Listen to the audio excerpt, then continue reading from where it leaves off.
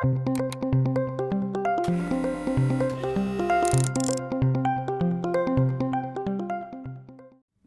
classical mechanics is extremely successful when applied to macroscopic objects, that is, objects that are very, very large. Now, what happens when the objects become very small?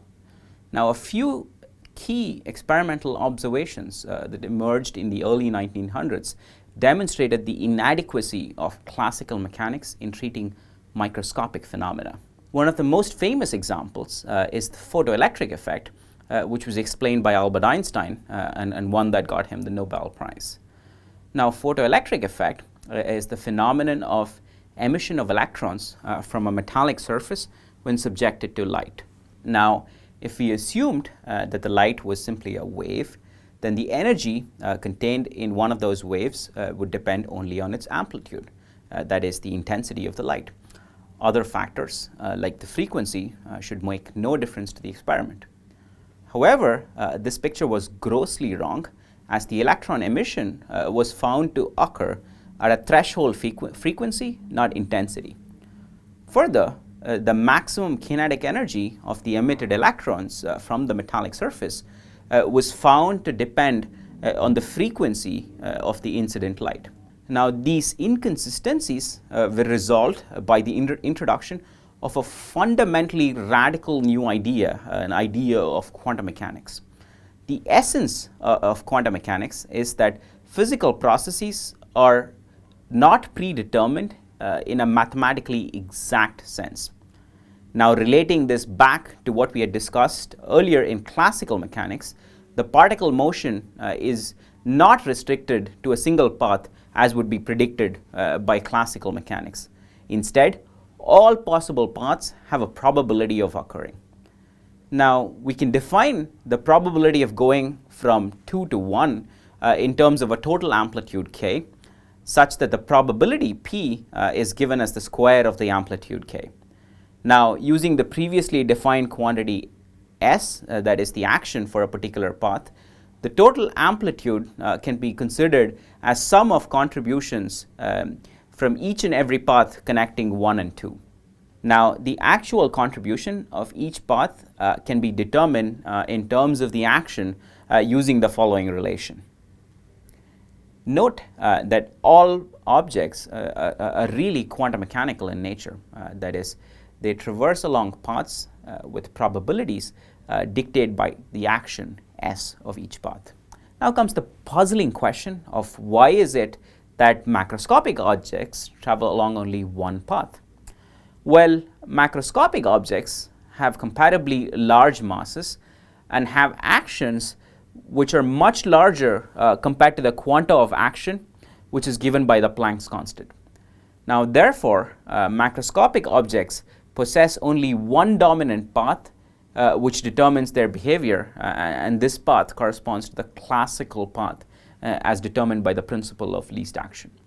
While such a formulation smoothly merges into Newtonian mechanics for macroscopic physical objects, this has far-reaching implications on the interpretation of microscopic physical processes. As discussed before, the amplitude is related to the probability of going from 1 to 2. Now, to find the probability of locating a particle at a location q at a time t, we define the wave packet psi, which depends on the location q and time t. Now, this gives the time-dependent probability distribution p of q comma t, defined as the square of the wave packet psi of q comma t. Using the condition that the probability must be Markovian, that is, the system has no memory property, we can define the following equation. Now, this property is used to find a diffusion equation for the wave packet psi. The governing equation for the wave packet is what is famously known as the Schrödinger equation that forms the basis of quantum mechanical calculations. Now, using r as the position vector, the same equation can be expressed in 3 dimensions in the following way. Now, in order to predict the expectation value of the energy, we note that we can define the Hamiltonian operator as the sum of the potential energy and the kinetic energy operator. Note that each operator in quantum mechanics has an expectation value. Turns out that the energy is the expectation value of the Hamiltonian operator. This gives us the famous equation h psi equals E psi, which is known as the time-independent Schrödinger equation. Now let's revisit the two examples that we did in classical mechanics from the perspective of quantum mechanics. Now the first example, popularly called in quantum mechanics as a particle in a box. Now let's once again consider that a particle is moving in one dimension along x-axis, and we have a box of length L from x equals 0 and x equals L. Now the external potential is assigned to be 0 inside the box. Now how do we make sure the particle stays inside the box? Well, we make the potential energy infinite outside the box on both ends, so that the particle cannot escape the box. Now inside the box, the only term of the Hamiltonian that arises is the kinetic energy. The governing equation for the particle inside the box is simply given by a wave equation. Now this equation has the boundary conditions that the wave function psi must vanish at x equals 0 and x equals L. That is to say, the probability of finding a particle at the edges of the box is 0. The general solution of the wave equation is given as. Now to satisfy the boundary conditions, we must require that C2 is 0.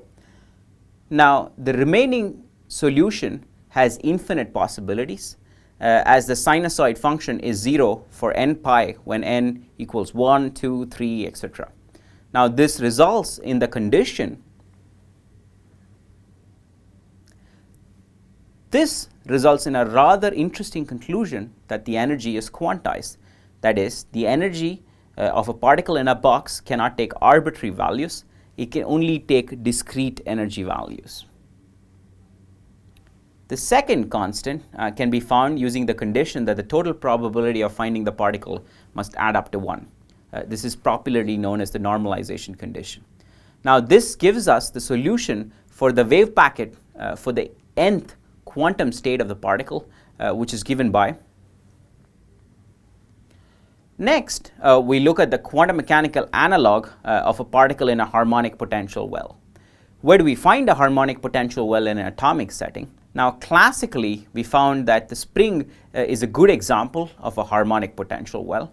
The atomic version of a spring is the vibration modes of a diatomic molecule. For instance, if we have an oxygen molecule, we can imagine a spring between the two oxygen atoms making up the molecule.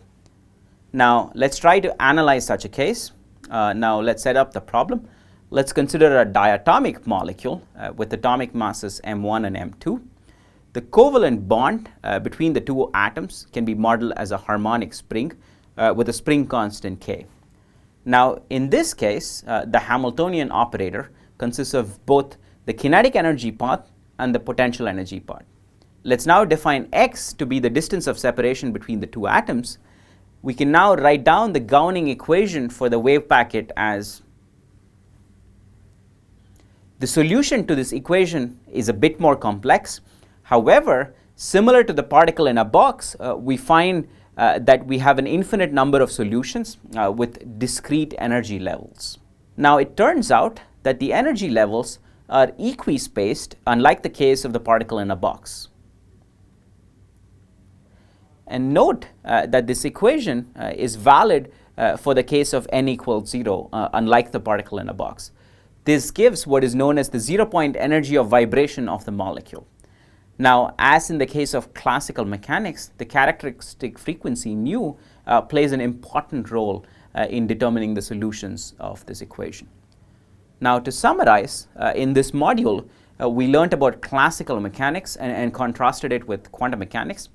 Classical mechanics is an excellent description for macroscopic objects, while quantum mechanics is necessary for describing microscopic objects. In classical mechanics, we can have a continuous spectrum of energy, while in quantum mechanics, it turns out that they come in discrete packets. We discussed two key examples of a particle that's sitting in a box and in a harmonic potential well. In the quantum mechanical picture, the particle in a box results in a quantization of the energy levels that scales as the square of a quantum number n. On the other hand, for the case of a harmonic potential well, we found that the energy levels are equispaced.